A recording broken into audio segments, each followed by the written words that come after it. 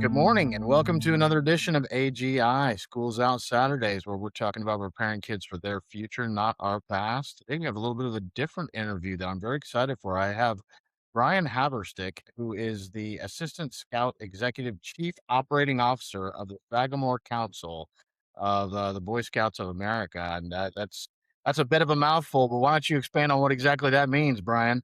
Absolutely. I oversee all of our scouting operations in the Sagamore Council and Scouting America. If you take the national organization, right, Scouting America, you break that down geographically into local councils or franchises, if you will, although it's not a franchise model, but that's the way most people would better understand it. Is we're a local council, one of about 250 local councils across the country. Each local council is broken up geographically. So we cover a 14 county territory in north central Indiana, and I'm responsible for all scouting that takes place within those 14 counties. That is awesome. And Absolutely. you guys have a big conference coming up at Purdue University in August, correct? We do. It's called University of Scouting. University of Scouting, think Day of Learning, where we'll have scouts from all across the country come to Purdue or come to the greater Lafayette community as a whole for a day of learning. The event is Saturday, December the 5th. Now, we do have some add-on classes on December 4th and December 6th, that Friday and Sunday, especially for those that are coming in from out of town.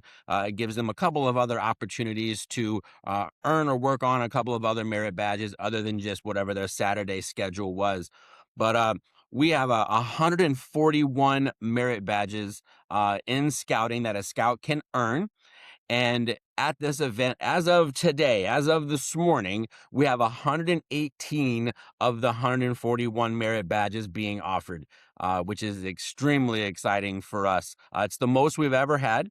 Um, Last year we had 117. This year we have 118, and I expect that number to increase to about 120, maybe even 125 if some of the stars start aligning for us.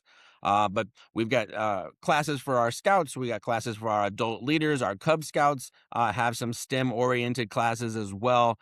There's literally something for everybody in the scouting world happening at this event. That is so cool. And one of those is artificial intelligence. It is. It is. AI is one of the newest merit badges that we have in scouting. It rolled out last year. We had it at last year's event, but it was brand new. Not that that was a bad thing, but it was just brand new at last year's event in December, and we have it on the docket again this year. And I know even in the last 12 months, personally, I've started to use AI a little bit more in my day-to-day operation. And now it excites me even more knowing that more kids are going to have the opportunity to complete this merit badge. I absolutely love that. What did it look like last year, the merit badge class? So all of our classes are capped at 15 scouts. Okay. Okay.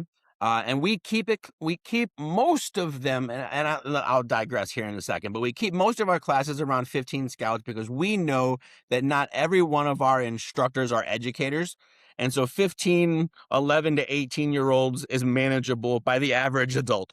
And so some of our Eagle Scout required merit badges. So we have two different classifications of merit badges. We have Eagle Scout required, and then we have elective. And so some of our Eagle Scout required badges, we even drop that class size down to 8 or 10 kids, depending on the content in the class and what they're going to have to complete. And then most of the classes hover around 15. There's a few rarities where the class sizes go a little bit higher, but most of our classes are capped around 15 scouts. That class specifically, we put them into a computer lab. They're on campus at Purdue. And then the requirements themselves are predetermined by scouting. So the instructor knows, all right, these are the things that we have to click through. These are the things that we have to cover. And the how is where it gets fun because the instructor has the autonomy to figure out how are we going to cover all of these requirements with the kids. That's awesome.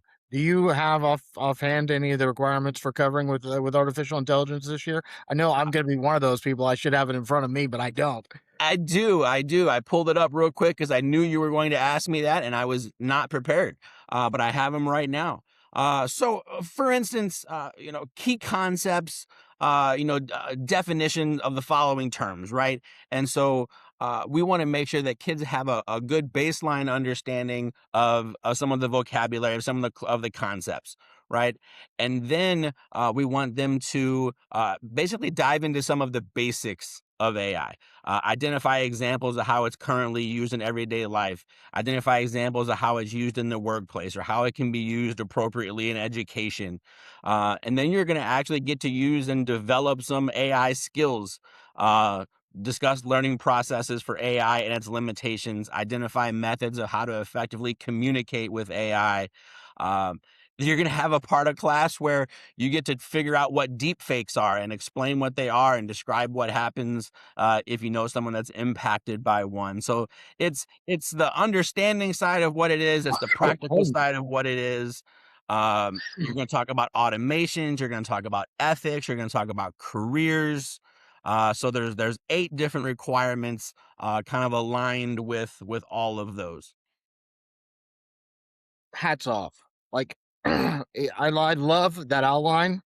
I love that I get to be a part of this. I really think, especially with the young kids, one of the things that I've been talking about a lot lately is what you start with is perfect, which is some of that key terminology. Because while everybody going forward is not going to be a STEM engineer, right? There, in order to avoid sycophancy, which is the AI telling you that every idea you have is a great idea, and you buying into that, and anthropomorphism, which is where kids start to or adults start to misunderstand that maybe there's something alive inside this little black box because it talks to me in such natural language. I do Right. think kids need to understand a little bit, again, age appropriate, of what's going on under the hood, like what makes these things work. And so I absolutely love that. And then the real world use cases and the ability to avoid deepfakes. Just think about, I always think of scouts as like helping their grandparents, just being very helpful, right? Boy, Sure.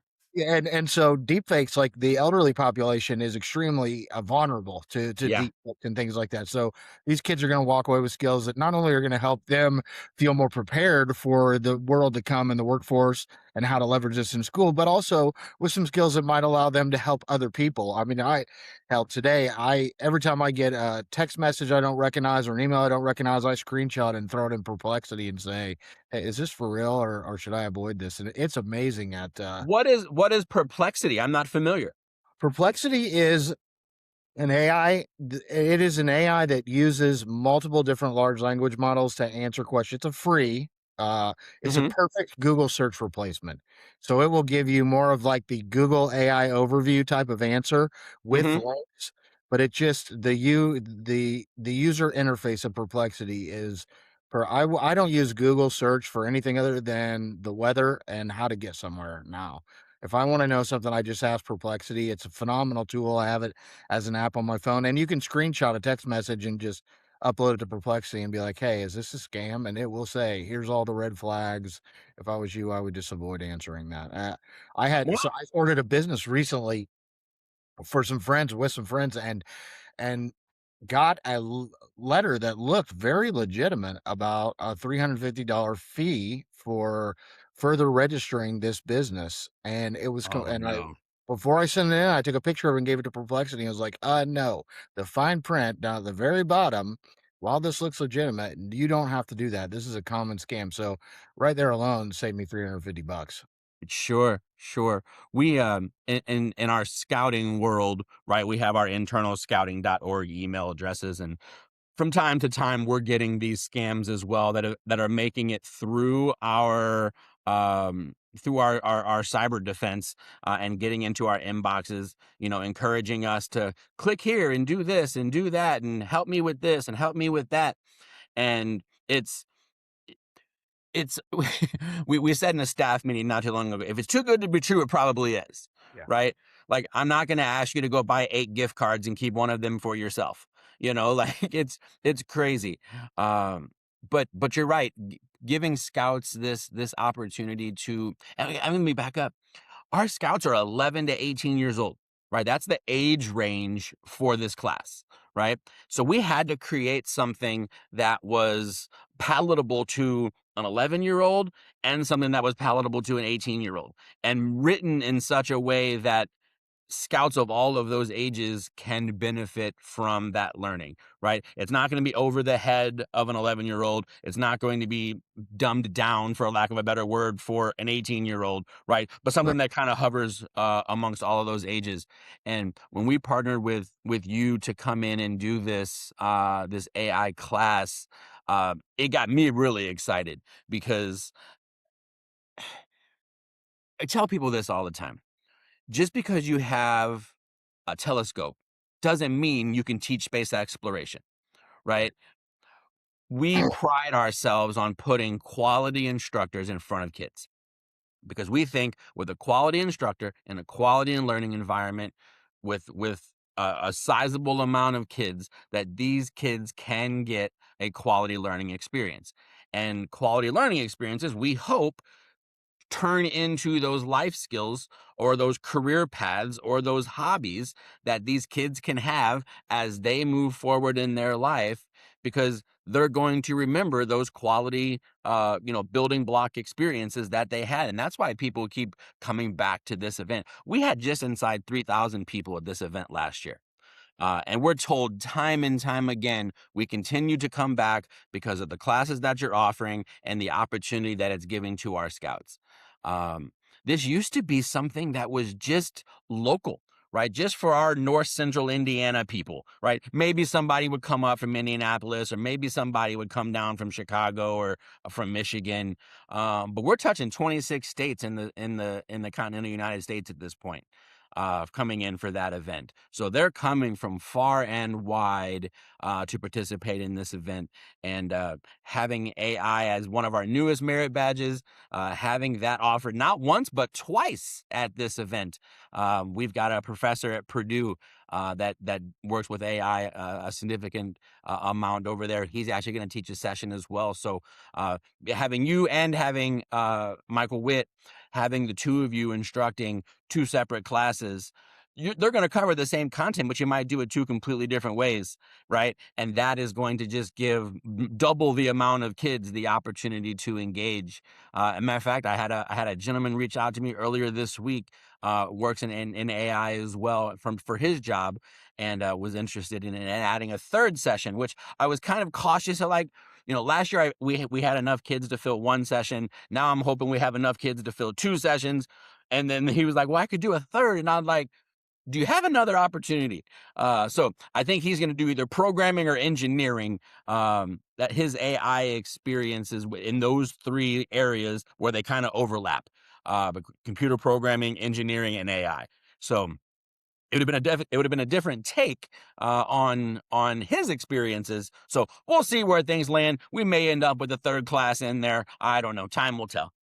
Well, first, thank you, and Yeah. let me commend you because I want to touch on this from a few perspectives. One, it would be really cool if you had like a virtual meetup with these kids down afterwards, where they could kind of compare notes and keep in touch with each other, and share that information. And I would love to volunteer to facilitate something like that if you guys decide to explore that after a post event meetup with the two different classes. But I just want to say I'm wearing my Spark Summit shirt, so I just went to the Indy Spark Summit at Franklin Central High School, and there was hundreds of high school teachers there who were exploring how to integrate AI, K through 12, not just high school, how to integrate AI into their classrooms. And so one of the things I want to say is this is really hard to keep up with. It's moving so much faster than anything else, and it really does take a village to Hmm. prepare for something like the changes that are coming. So my hat's off to the Boy Scouts because we can't just say this is on parents or this is on Right. teachers.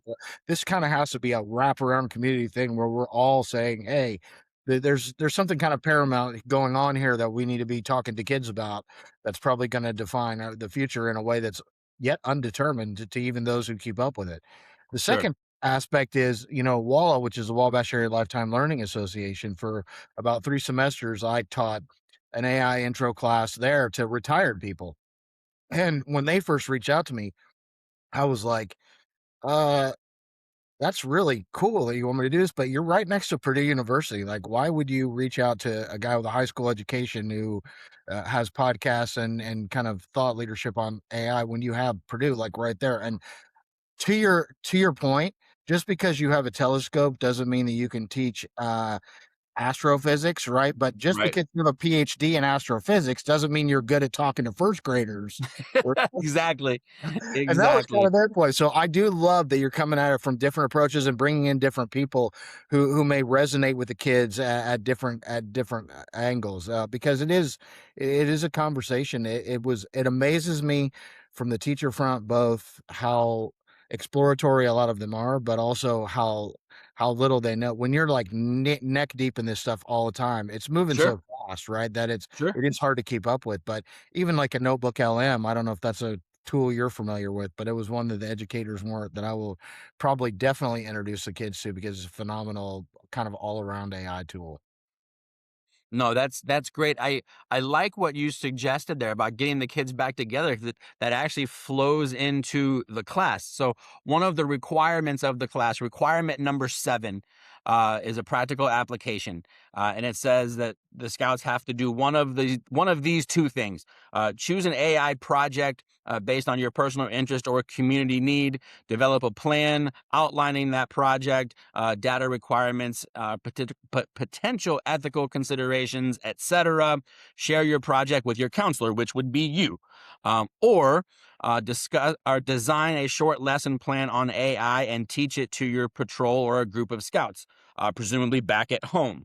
And so this could be something where requirement number 7 is done after the event, back in their homes, and then we pull them all back together in a Zoom meeting or a Teams meeting or something, and have them discuss with you as the counselor and Michael as the counselor, have you guys discuss with them what their projects were, and then kind of let the class learn from the class Yeah. who just went home and then applied some of this information. So I think that that would align very well with requirement number 7, and that is, giving them an opportunity to practice some of the things that they've learned in the class, practice this back at home. That would be really cool. I also love the fact that you have the collaborative part there because we talk a lot about, and I've talked to some higher ed educators recently on the podcast about these soft skills that we all say kids are going to need, and they're critical thinking, communication, discernment, and the ability to collaborate and I'm like, yeah, but that looks very different in different settings, right? It's very Yeah, difficult to put rubrics around what communication looks like because a lot of these, I mean, heck, now the company that I work full time for, like most of them are in San Francisco, and I'm in Carmel, Indiana. So 90% of my meetings are virtual, right? sure. Whereas I love in-person workshops. If I had my preference, I'd rather be in a design workshop with a whole bunch of human beings. But all those dynamics are going to be things that these kids have to be able to do. So I love that they're kind of touching on all of those as you move through this. They've got the in-person experience, and then they're going home. They're working out in their communities, which is again in person, but then they're meeting again virtually and sharing those experiences with each other. So you're developing some serious skills there. I think that, scouting as a whole, right? Our mission, right? If you think about the mission of scouting, right? It is to prepare young people to make ethical and moral choices over their lifetimes by instilling in them the values of the Scout Oath and Law, right? That's our mission statement verbatim. Okay. But in summary, our mission is to prepare young people for their lives, right? And that's why our motto is be prepared. So we kind of thrive and strive with everything that we do to prepare young people for their futures, right? Well, their future is going to include AI, right? We know that their present includes it, their future is going to include it, and it's only going to get more cumbersome for them. As they grow, as they mature, as they move on in school and into their careers and so forth. And our job is to prepare them for that. And, pre-pandemic, a handful of us were doing virtual meetings, right? Those that knew it and had to do it, right? Right. Those that lived in 3 different time zones, you were doing virtual meetings, right? Post-pandemic, this is normal, you Yeah. know? this is not the first time I've jumped on a podcast in a virtual setting, sitting in my kitchen, well, where somebody else was somewhere else.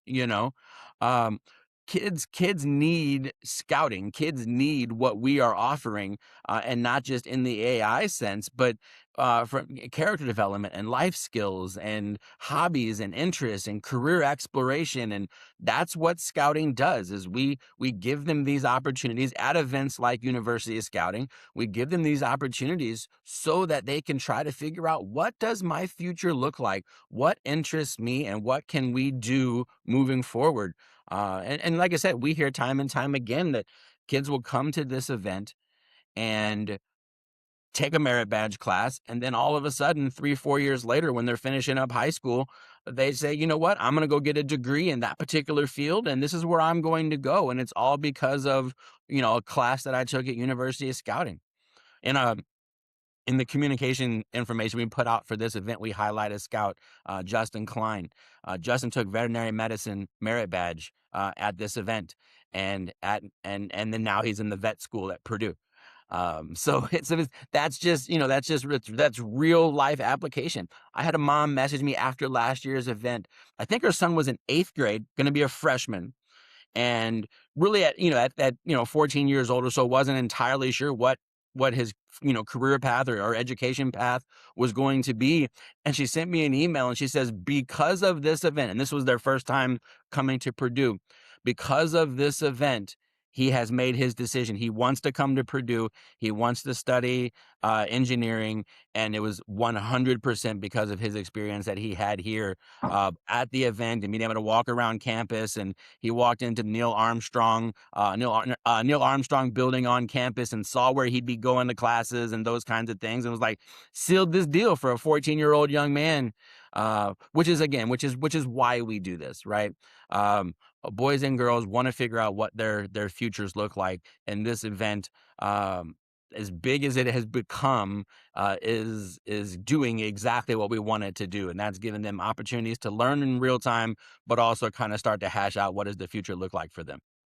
That's awesome. And as the dad of 2 boilers, I also loved hearing all that. 'Cause has her PhD and her PharmD, and my son has his biochem undergrad from Purdue, and Nice. we're huge Purdue fans. But I like to sandwich things because I never want to end on a negative note. So I do. Some of the things you said reminded me of some questions I have, and this is more for you, not on behalf of Scouts of America. But if we look at social media, right? Yeah. Like, we obviously made a misstep with social media as a community, as a culture, as a world. I mean, Australia is trying to backpedal and ban social media for underage kids now. But how how did how did you all approach that?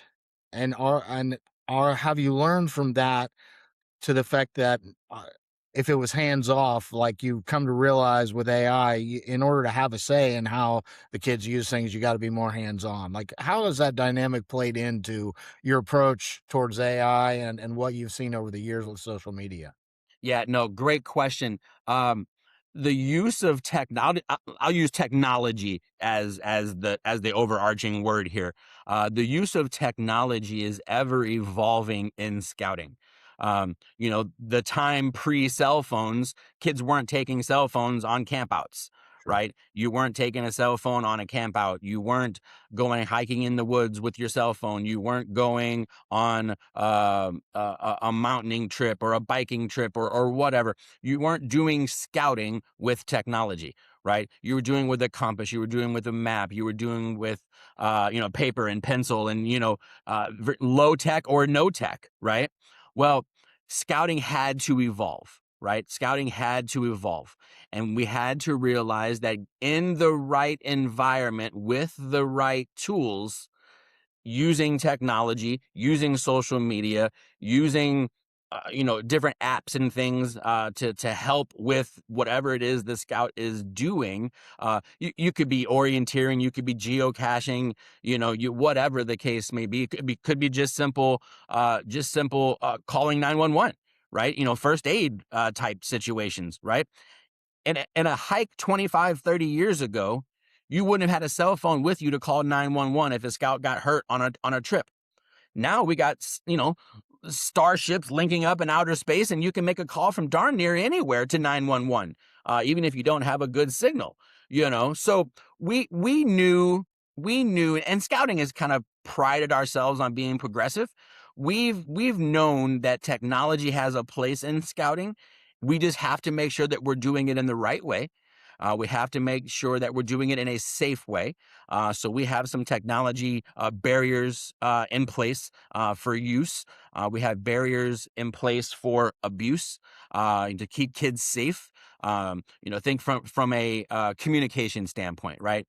Scout leaders, adults like you and I, we cannot communicate with scouts one on one. We always have to have a second adult in on those conversations, just like we're never left alone with scouts in a one on one situation in person. There's always too deep leadership involved. And so we kind of looked at our in-person youth protection guidelines or safeguarding guidelines. We looked at those and said, okay, how do we apply those in a virtual world? How do we apply those in an online setting? How do we apply those into an AI setting, right? And what do we have to do to make sure that kids are able to use this technology, but at the same time, do it the safe way? We have digital resources. So if you're looking at the merit badge requirements for any of our merit badges, in black, it's going to show the requirements themselves. In blue, it's going to be digital resources. Well, how are they going to access those digital resources? For many kids, my three included in my house, all three have cell phones. Yeah. They're going to click that link. They're going to use that digital resource right there on their phone. They have the ability then to share that information and share that experience with their friends on social media or through text message or through, TikTok, Instagram, Facebook, YouTube, X, Absolutely. whatever, right? And so we we want to be on the forefront of implementation. Not in other words, different word almost came out. We want to be on the forefront of implementation using technology and scouting, but we also want to be at the forefront of doing it in a safe way. And that's kind of how we've approached all things technology in scouting. Is let's make sure we can do it, but let's make sure we can do it in a safe way so that our kids are in a safe environment. Yeah, that really resonates with me. I mean, the best practices you're talking about, I've done some adolescent behavioral health services, and the always having two adults in the room is just best practices all the way around. It should always remain that way, and I love carrying that into the digital environment. The two things you made me think of that I think really best practices questions, or more or less, are just because we can doesn't mean we should, right? Sure. And so, with AI, that's I think in AI in education as well as AI in scouting. I can think of some of the really cool things you could do. I mean, if you're going out in nature and looking at new species of plants or bugs or whatever, right? Like Yep. you just use Google Glass and take a look at it, and it'll tell you exactly what it is. Like that's a major unlock from carrying around some big textbook and trying to look it all up as you go along. Uh, Absolutely. I and was I was literally I was at camp last night, Jason. This true story. I was at camp last night. And we run an escape room at our summer camp. Okay. So I build an escape room every summer. And because what teaches kids communication, teamwork, overcoming obstacles, lateral thinking, problem solving, right? What helps reinforce those things that scouting is doing on a day-to-day basis than an escape room, right? So we were in our escape room last night, and our ranger up at camp, Sam, he came into the escape room. He had a chat with me for a second about something business oriented, and he was carrying in a turtle that he grabbed. That was I don't know if it was in the street or something where he was driving. I don't know where he found the turtle, but he walks into the escape room. He's holding the turtle. The kids are all going crazy. They're excited. They want to keep it, name it, put a leash on it, walk it around camp. Like they love this little turtle. One of the guys in the room grabbed his cell phone, took his cell phone, opened up an app that was on his phone, which I don't know what the app was, but opened up the app on his phone, scanned the turtle. It told you the type of turtle that it was, what he'd like to eat, what his habitat was, where he needed to be, told you everything about that turtle. And it happened in about 30 seconds. No one in that room thought any different when he said, hold on, I'm going to scan the turtle. uh-huh. Right? That's not something 25, 30 years ago. If someone, hey, we're going to scan a turtle, right?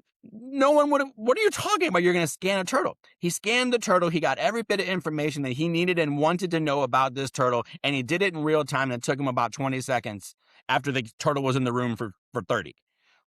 That's Unbelievable. compare that to when I moved here from El Paso, Texas, back in like 1988 and found out what a snapping turtle was by just about losing my hand. Yeah. Yeah. Yeah. Those are lessons learned the hard way, that Uh-huh. using technology can save a limb, Yes. right? That is real world application of kind of what we were talking about, right? I mean, that's real world application on using technology and using it in a safe way. In this particular case, it saved your arm, right? But in most cases, and yes, there are outliers, and yes, there are situations where these kids are still 11, 12, 13, 14, 15 years old. They're still going to make dumb decisions, right? We were all 10, 11, 12 years old once, right? Our brains aren't fully developed, and we just don't make good decisions all the time, right? But given quality leadership, adults that are in the right places, everybody's trained appropriately, and everybody knows where the guardrails are for safety, technology can be used in scouting and should be used in scouting to help the scouts navigate their careers in our scouting program. And saved you a limb, that could have saved somebody. If this was a turtle that was endangered, or this turtle was a species that you really don't want to be holding or touching, we would have learned that right there in real time, as opposed to learning the hard way with somebody losing a limb or damaging the animal in some way because now you've touched him and you shouldn't have, whatever the case may have been, right? But I think, yeah, real world application right here in real time tells you that technology and scouting has to overlap as long as we're doing it in a safe way.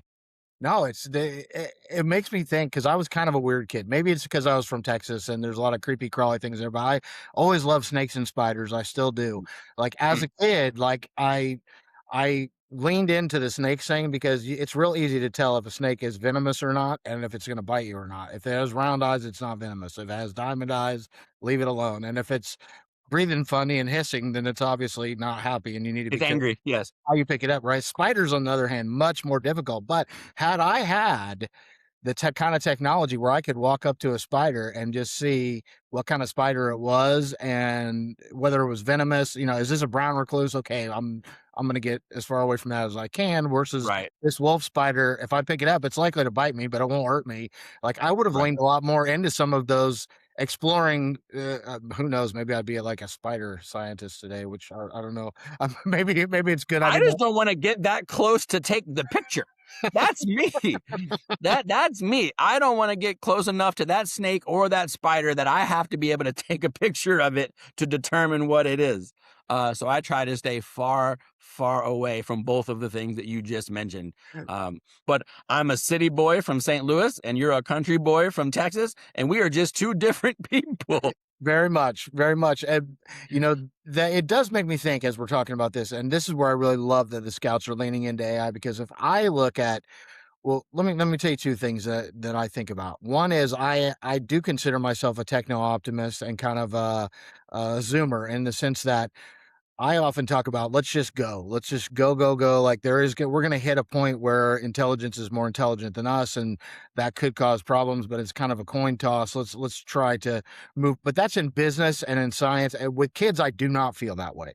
Like we Mhm. definitely have to have some guardrails with anything around children, just like swimming. You don't just throw a kid in the pool, and be like, well, the ones that learn how to swim, cool. The ones that didn't, I guess they didn't.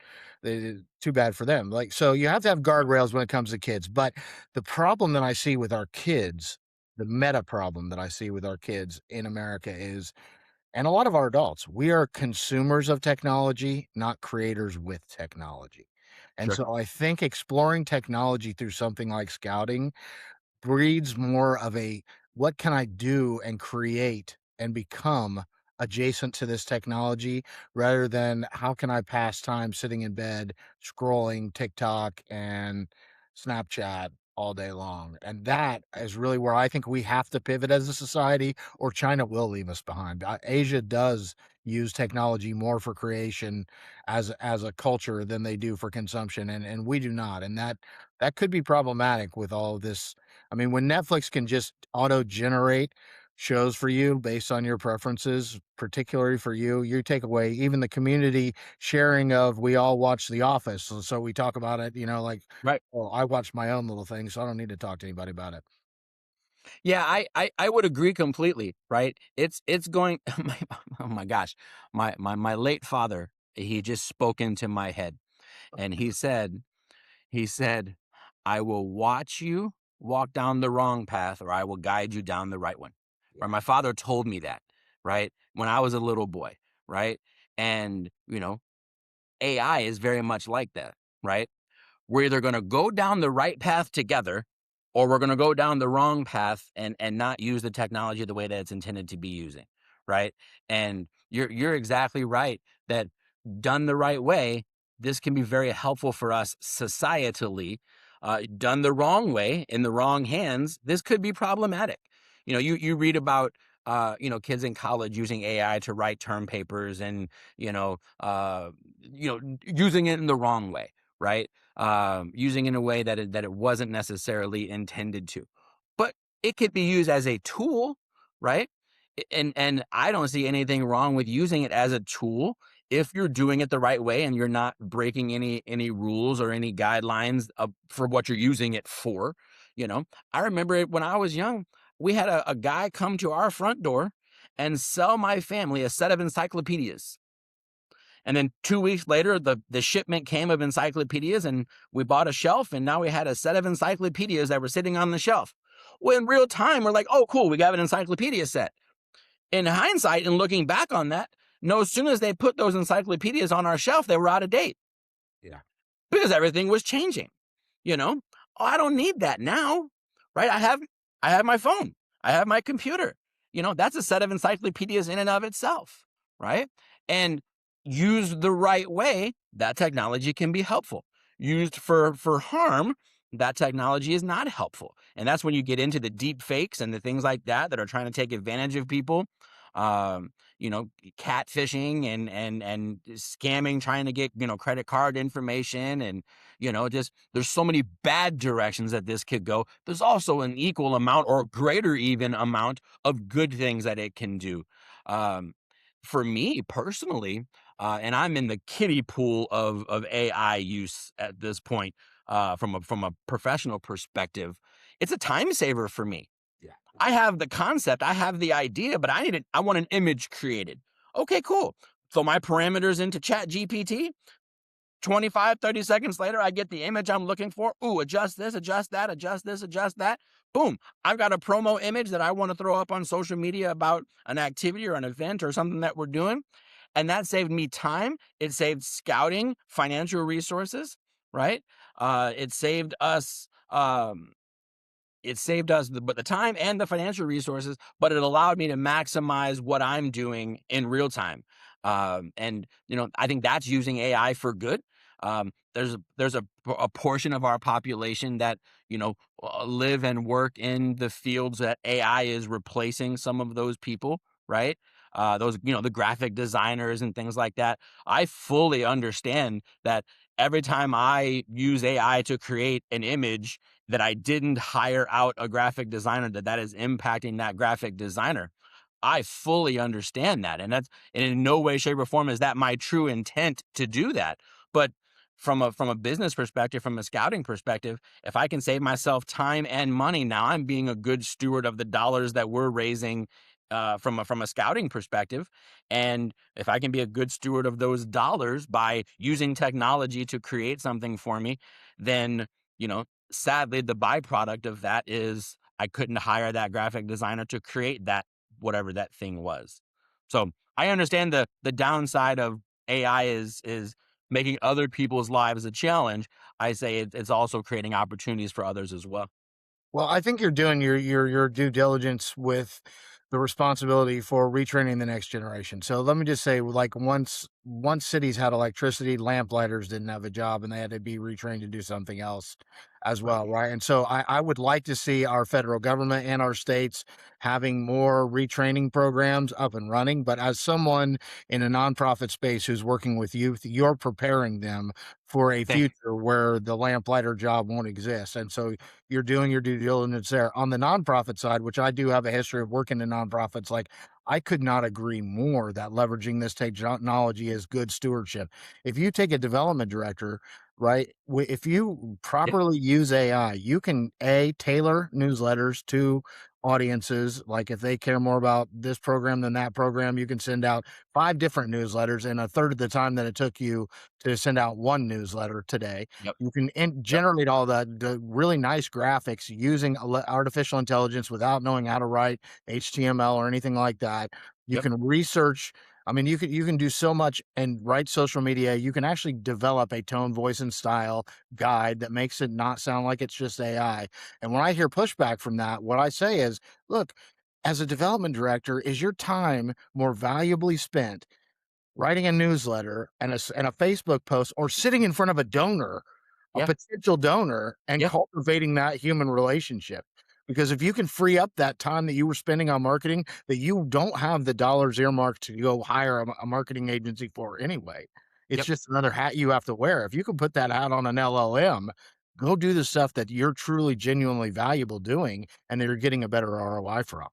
Yep. I earlier this week, we were in a meeting. We were discussing marketing. You threw out that word. We were discussing marketing. Well, we're in the middle of creating a strategic plan for our council, and marketing is one of the three pillars that we're marketing and communication is one of the three pillars that we're focusing on with our new strategic plan. And we don't have anybody on our team that has a marketing background per se, and we don't have the money in our budget to hire a marketer. Right? In 30 minutes and a little bit of ChatGPT, I created an annual marketing plan that gave me timelines for rollouts for different events and activities and things. So the communication timeline, and it gave me the content or the context rather to add to the content that needed to be created. So what is the what's the social media posting gonna say? Give me 100 different options to pick from when we're rolling things out. It took me 30 minutes to create a marketing plan. It would have cost me $45 to $60,000 to hire a staff person to do exactly that. Could they have done it better? Possibly and probably, right? But Not in 40 dollars for the better. no, no, definitely not. I did it in three different waves. I was looking for three specific pieces to this puzzle. And I did all three waves in about 12 minutes apiece. And I was texting my boss at 11:30 at night. And I said, I created a marketing plan for our council in 30 minutes tonight at 11 o'clock, 11:30 on a Tuesday night while I'm sitting here watching television. Um, where it would have taken our marketing person X amount of time to have accomplished. And he said, that's the joys of AI, right? That's the benefit of AI is that it can help us as a business do the things that we need to do. And we're doing this in real time. And for kids, I think it's a low cost experiment. I'll give you another use case for me is I always wanted a podcast, right? Like I'm old enough, I'm 52 years old. So by the time podcasting hit, like I've never had the false idea that I would be an influencer or make a whole bunch of money on something like a podcast or a social media channel. That's kind of like thinking you're going to play for the NBA. But it was always kind of an interest of mine. And so when AI first hit, Julie Coher, who you may know with Wolf Boom Radio, Yeah. right? Yep. So she and I were buddies, and we talked a lot. And she's like, "Well, I have the audio stuff. Like, why don't you just come to my office once a week and we'll record a podcast, and I can clean it up a little bit, and we'll stick it on Spotify." And so that kind of scratched that itch. Then the AI stuff really developed, like this platform that we're on right now, Riverside FM, right? It's great. It records everything. It auto generates clips. I now have 4 podcasts. I have a full-time job. I don't get paid for podcasting at all, but I have 4 podcasts that take me very little time. AI takes the transcripts, it writes all the show notes, it writes the social media posts. All I have to do is take Yeah. the video clips, maybe add a thumbnail to them. ChatGPT does an amazing job of creating the thumbnails in a matter of 30 to 40 seconds, which we get impatient now if it takes a minute to generate, right? Right. Right. Give me my draft. What would that have taken in Canva back in the day to take a picture of me, a picture of you, thumbnail, like, and put all that as take the little mirror things, drop them in there, try to get the font where, like, now I just throw it in ChatGPT and I have a thumbnail. I'm like, give me a landscape one, an Instagram one, and a square one, and all 3 of them are generated within 2 minutes. Yeah. And so a kid who wants to look at doing something different in life can explore it through AI at a very low cost and see whether or not it's really something that they want to invest a lot of their time and money into before they go invest all their time and money into. I mean, originally, and this is a Mac that I have, right? So it's not that cheap, but it has enough audio. I don't wear headphones. I don't have a mic. Like all the Yeah, stuff I would have had to buy to enter podcasting at the level I'm at 10 years ago would have cost tens of thousands of dollars. right. Now it costs me $300 a month or a year for a pro Riverside, and I could do it for Sure. free if I just wasn't lazy and liked the functionality of the page. Right, right. No, I love it. I love that we're talking about technology, using technology for the exact reason that we're going to be teaching the technology, right? I mean, that if that's not washing each other's back, right? I love that. I love that we're going to be teaching young people about AI and about this kind of technology. You're utilizing it in this platform that we're discussing this opportunity, and then that's your the functionality behind your business as you're using the technology. It's amazing. Well, and the inverse of that I wanna talk about really quick is Yeah, if you look at are you familiar with AlphaGo? The whole, like, the computer that beat Lisa Dahl at the game of Go and kind of the history of AI. I am not. Okay, so just really quick history. Remember, I'm in the kiddie pool of Right, AI. right. Really quick history. Machine learning back when AI could kind of memorize things and regurgitate them. First, the Deep Blue was an IBM computer that beat Ken Jennings at Jeopardy because it memorized like every answer to every trivia question in the world. That was a Right. big deal. Then they trained another model on how to play chess, which has a very finite number of moves. And in 1997, I think it beat Gary Kasparov, the world chess champion at chess, and that was kind of a big deal. And then Okay. Google DeepMind and Demis Hassabis said, "Well, let's take the game of Go, which is this ancient Chinese game that has as many moves as there are molecules in the universe. Let's see if we can teach an AI how to play something like that." And eventually it did, and it beat the world champion. And that was kind of, I think that was in right around 2017 when AI really started to take off. But the thing that's interesting about that is that model was trained on watching thousands of hours of Go experts play Go, Hmm. right? And it did in the competition with Lisa Dahl, it did do something that was unexpected, a move that had never been seen before, which was an emergent property of AI that people were very surprised by. But a couple years later, they decided, let's just take this Go algorithm and give it the rules of Go and not show it human beings, not show it how humans play the game and let it figure it out on its own. And it ended up being far better than the ones that were trained on the way that humans play the game. It figured Sure. out different ways, right? Yeah. I say all that to say one of my favorite sayings is in the beginner's mind, the possibilities are limitless. And in Hmm. the experts' mind, they are finite. I don't think AI is going to be just about what we can teach kids. I think that bringing that exploratory beginner's mindset to artificial intelligence, kids are going to unlock and show us things that we didn't even dream these machines could do. Yeah. I agree completely. I agree completely. Yeah. We're just scratching the surface here. Yeah. We're just scratching the surface, and upwards of 30 kids at our event in December are going to have an opportunity to dive into this, and we're excited by that. Can we come back on in a year or so, or a few months after that, and just talk about the event and where it took the kids and how things turned out? Absolutely. Absolutely. I think that'd be fantastic to come back, after the event. I think it'd be fantastic to come together like on Sunday after the event, because you're going to be on a high after coming off of teaching the class. I'm going to be on a high because the event is just about over at that point, and we're coming to fruition.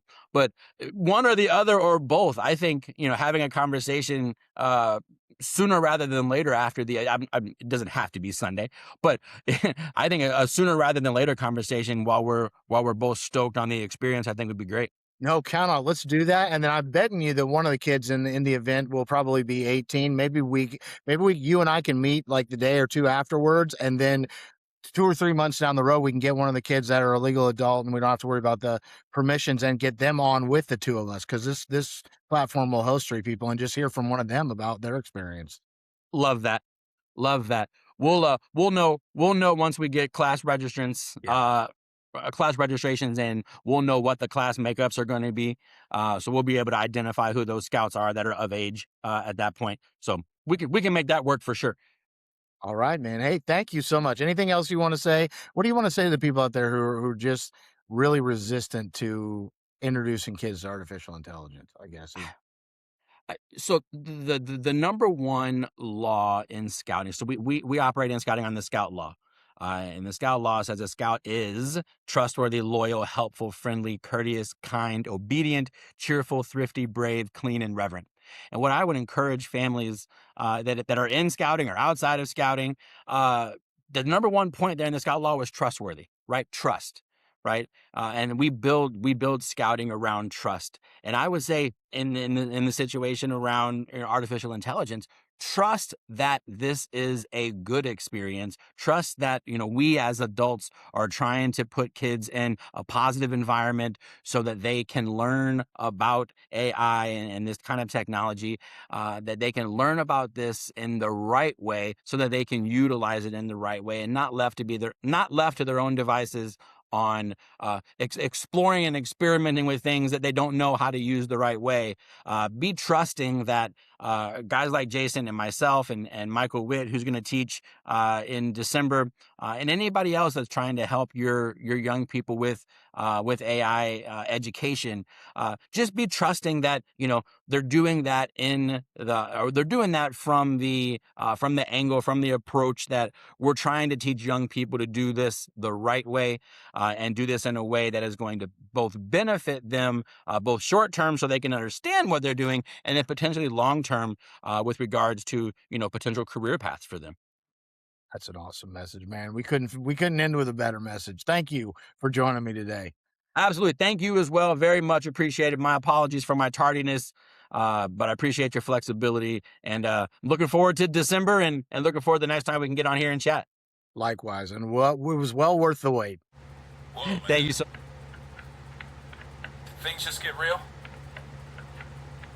Looks like this dude's riffing on 11 Labs. Is this guy using 11 Labs? And I wonder what model he'll work with next week? Yeah, ride that wave.